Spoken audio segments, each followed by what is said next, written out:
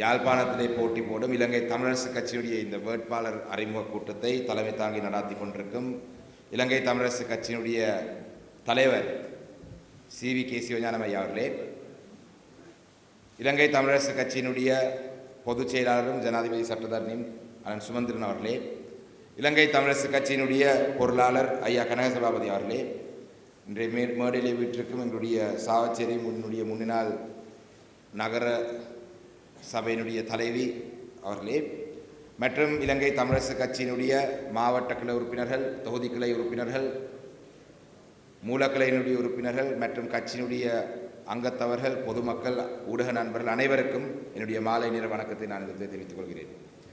உண்மையிலே இந்த உள்ளூராட்சி மன்ற தேர்தல் என்று சொல்வது எங்களுடைய பாராளுமன்ற தேர்தலுக்கும் விட ஒரு மிக முக்கியமான ஒரு தேர்தல்.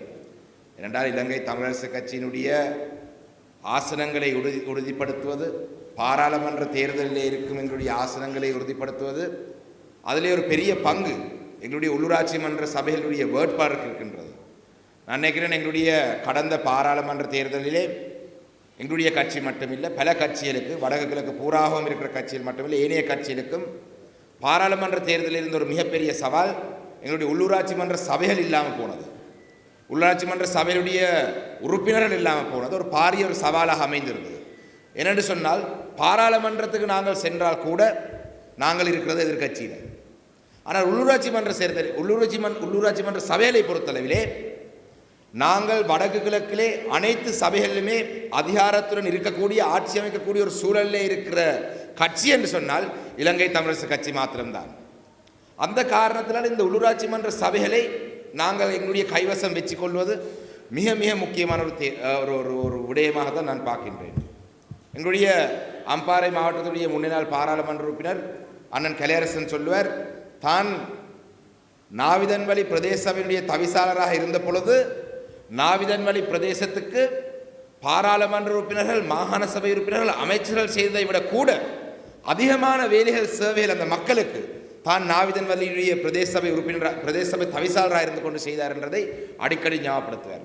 என்றால் இது ஒரு குட்டி அரசாங்கம்.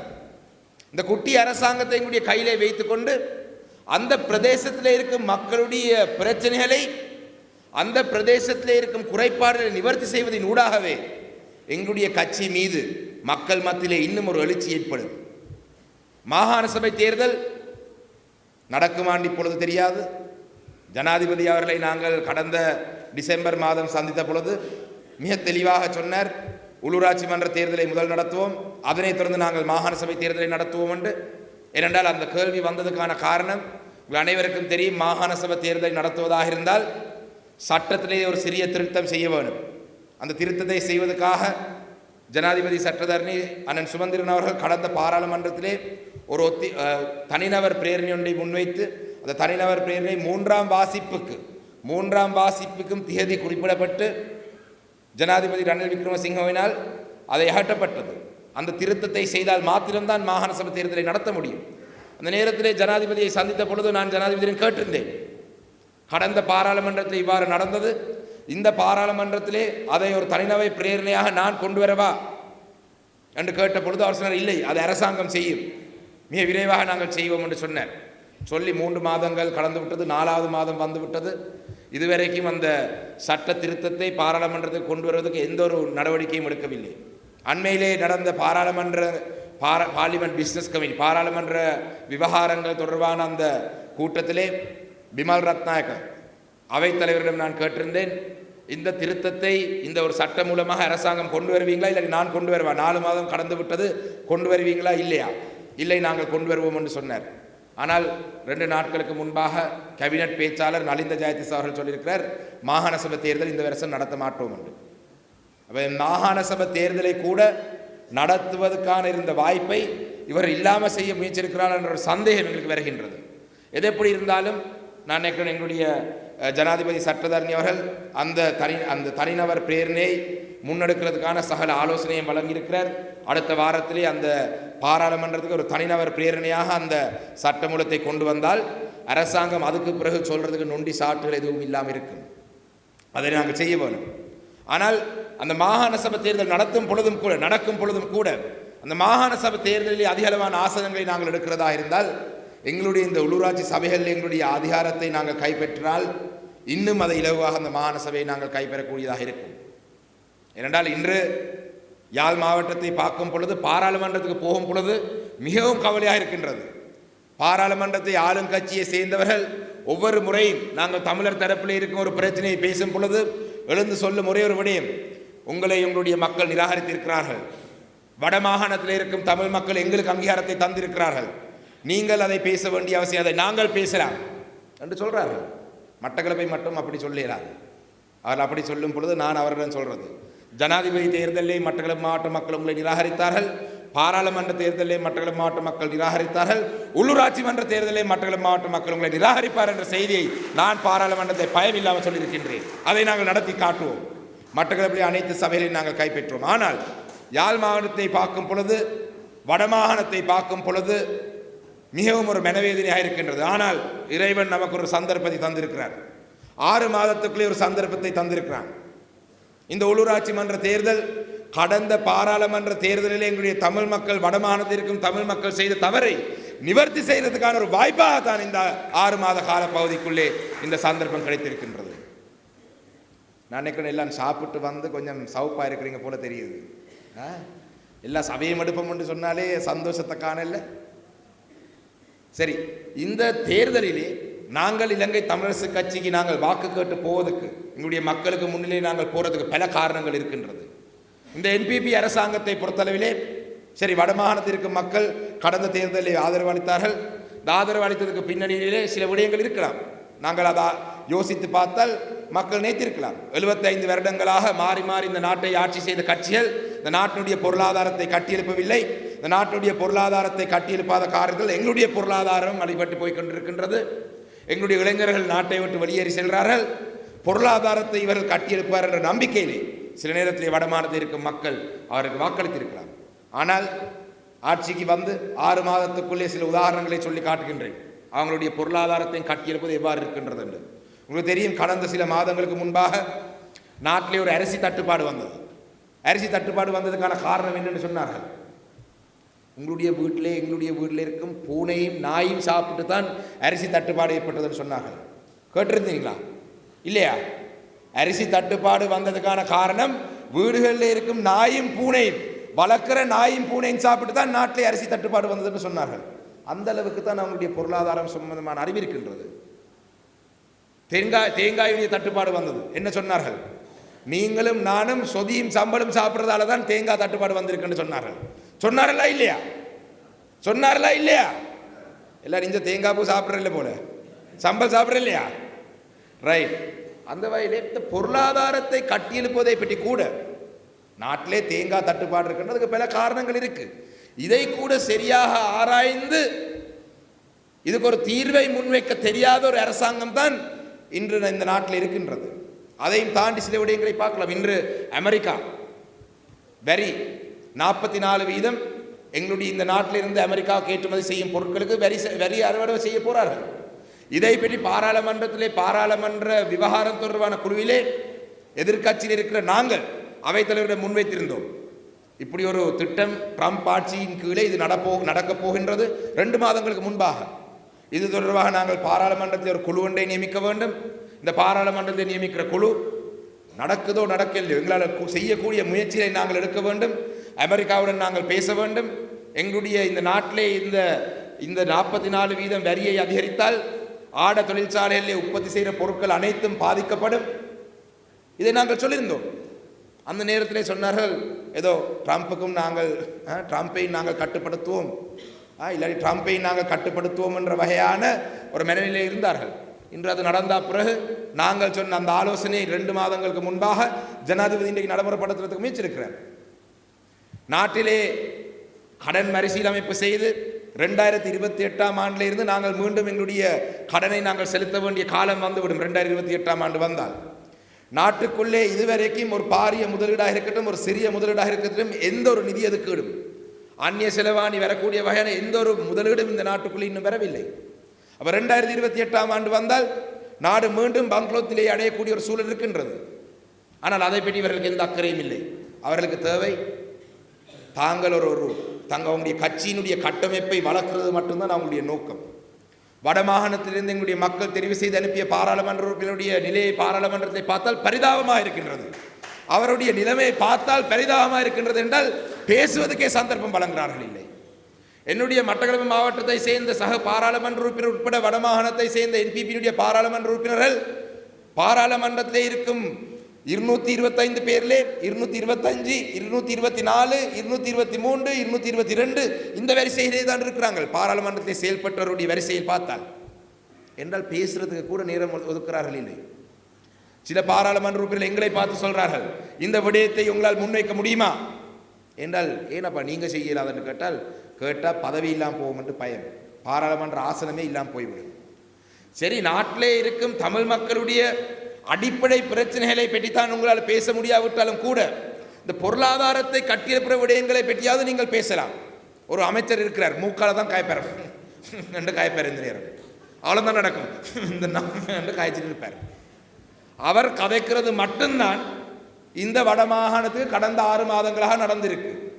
மட்டக்களப்புக்கும் வந்தார், அண்மையிலே வந்து தேர்தல் சட்டங்களை மீறி மட்டக்களப்பு மாவட்டத்தில் இருக்கும் சில மீனவ சங்கங்களை அழைத்து அவங்களுடைய வேட்பாளர்களையும் அழைத்து ஒரு கூட்டம் நடத்த பார்த்தார். உடனே அடிச்சன் எலெக்ஷன் கமிஷனுக்கு 10 நிமிஷத்தில் அங்கே போனார்கள், ஆலயத்தை அனுப்பி விட்டாங்க. இங்கேயும் பார்த்து செய்யுங்க.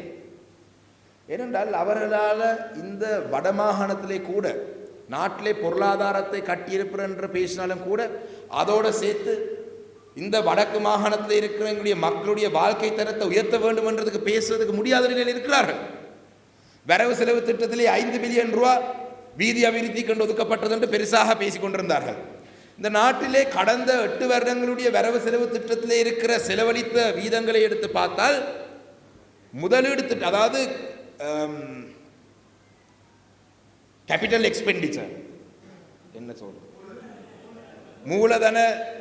மூலதன செலவு, இந்த மூலதன செலவுகளுக்காக ஒதுக்கப்படுற நிதி பொதுவாக 55% தாண்டி அந்த செலவழிக்கப்படுறது இல்லை. அது வளமை. வரவு செலவு திட்டத்திலே 10 பில்லியன் ரூபாய் நாங்கள் மூலதன செலவு கொண்டு ஒதுக்கினால் கடந்த 8 வருடங்களில் வரலாறு எடுத்து பார்த்தால் 55% தாண்டி போகாது. அதிலே அண்மையிலே மட்டக்களப்பு மாவட்டத்துக்கு கிழக்கு மாகாண ஆளுநர் வந்த பொழுது சொன்னார், நாட்டிலே வீதி அபிவிருத்திக்கு மொத்தமாக 11 பில்லியன் தான் ஒதுக்கி இருக்கிறார்கள். மொத்த நாட்டிலே, அது கொழும்பு, கம்பஹா, ஹம்பாந்தோட்ட எல்லாம் சேர்த்து. இதிலே 55% தான் வேலை நடக்க போகுது என்றால் அதான் பலமையாக நடக்கிறது. இந்த அரசாங்கம் அதுக்கு மாறாக செய்ய முடியாது. வரவு செலவு திட்டத்திலே ஒதுக்குற அனைத்து விடயங்களுக்கும் நிதி இல்லை, இல்லாத நிதியை தான் ஒதுக்குறார்கள். அப்படி பார்த்தால் கூட அந்த 5 பில்லியன் ரூபாய் நிதியை 25 மாவட்டங்களுக்கு பிரித்தால், 25 மாவட்டங்களுக்கு பிரித்தால் எங்களுடைய மாவட்டங்களுக்கு அன்னளவாக 200 மில்லியன், 300 மில்லியன், 400 மில்லியனை தாண்டி நிதி வராது. ஆனால் எங்களுடைய வடமாகாணத்துடைய மக்களுடைய வாழ்க்கையை சிறந்த நிலைக்கு கொண்டு வருவதாக இருந்தால் பாரிய முதலீடுகள் இந்த மாவட்டத்துக்குள்ளே வர வேண்டும்.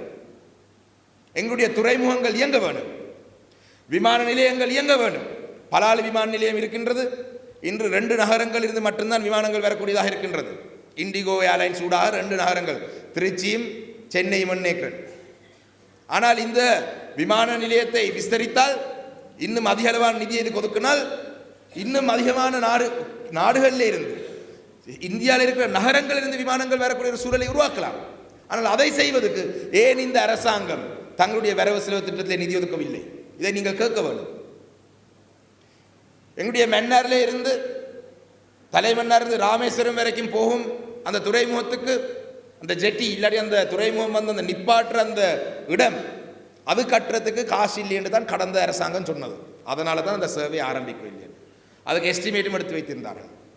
பாரத பிரதமர் நாட்டுக்கு வார இந்த அரசாங்கம் வடமாகாணத்துடைய மக்களை பற்றி உண்மையிலே கரசன உள்ள அரசாங்கமாக இருந்தால் ஒரு முன்மொழிவை தயார்படுத்தி பாரத பிரதமரிடம் கொடுக்கலாம்.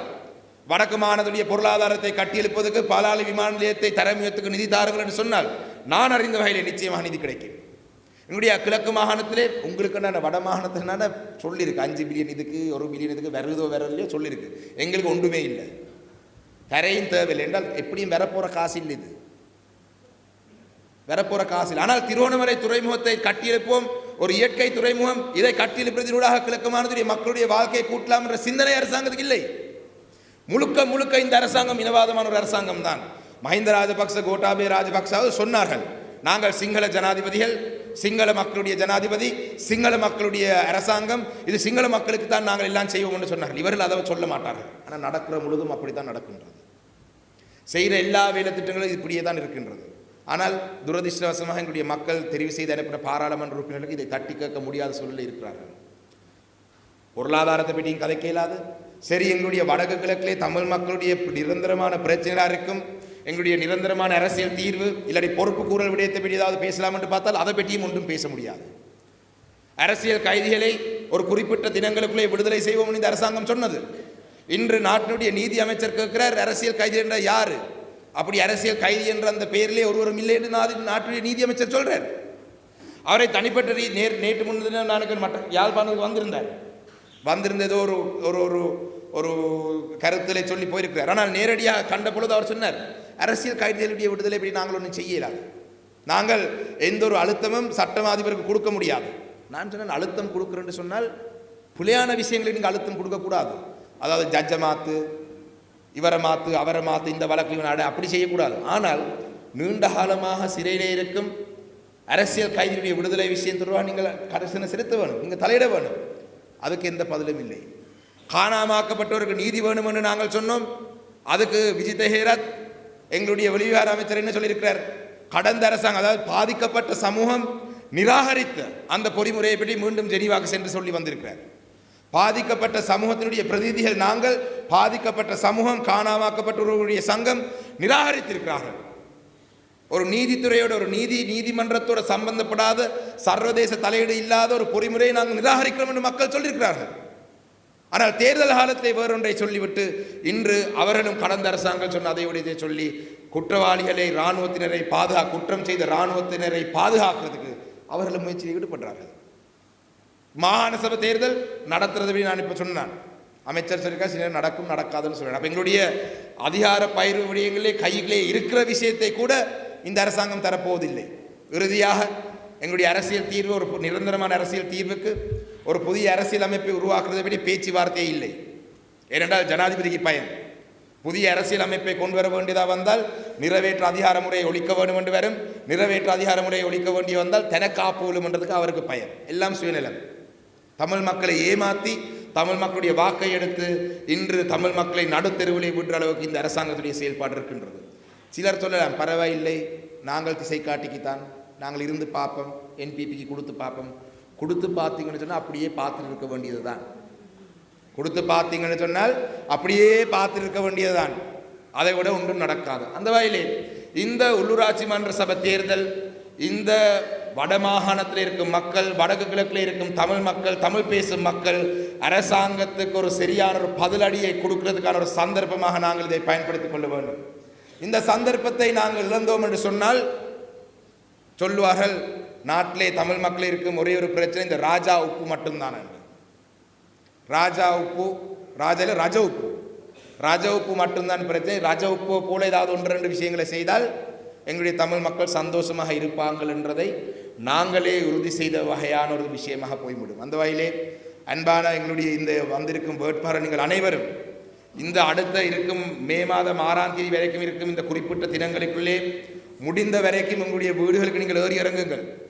இந்த தேர்தலை நீங்கள் போய் சொல்லுங்கள், இது அண்ணன் தம்பி என்று பார்த்து வாக்களிக்கிற தேர்தல் இல்லை, இது என்னுடைய கூட படித்தபடியன் என்று போட்டு வாக்களிக்கிற தேர்தல் அல்ல, இல்லையண்டா சின்ன வயசில் நாங்கள் கிள்ளி பிடிச்சி விளையாடினாங்கன்னு சொல்லி வாக்களிக்கிற தேர்தல் அல்ல.